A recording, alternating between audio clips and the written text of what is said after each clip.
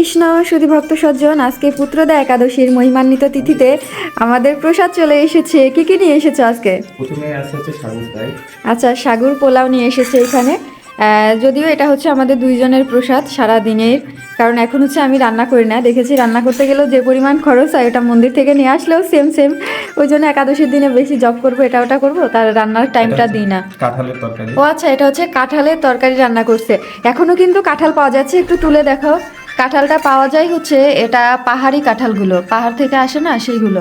তো খেতে কিন্তু আমাদের দেশি কাঁঠালের মতোই লাগে অনেকটা। যাই হোক, এরপরে কি নিয়ে এসেছো? এরপরে আছে তোমার পছন্দের প্রিয় আইটেম এই, এটা হচ্ছে আমার পছন্দের সবচেয়ে প্রিয় আইটেম, আর এটাই হচ্ছে আমি সারাদিন খাই। ঠিক আছে, আলু ভাজি। এখন খাবো, বিকালে খাবো, সন্ধ্যায় খাবো, যখনই খাই এই আলু ভাজিটাই বেশিরভাগ সময় খাওয়া হয়। আর কি নিয়ে আসছো? এরপরে আছে আলু বাদামের ভুনা। ও আচ্ছা, আলু এবং বাদামের ভুনা। এটা অবশ্য অনেক এনার্জি থাকে, সারাদিন এটা খেলে অন্তত আর খিদা লাগে না, এরকম একটা বিষয় থাকে। এটা কি আছে? সাগুর পায়েস। এই যে এটা, এইটা আর এই আলু ভাজি, এই দুইটা হচ্ছে আমার প্রিয়। আমি একাদশীর দিন এই দুইটা খেয়েই থাকি। আলু ভাজির জন্য বেশি করে নিয়ে আসে, দুইটা নিয়ে আসছে। ঠিক আছে।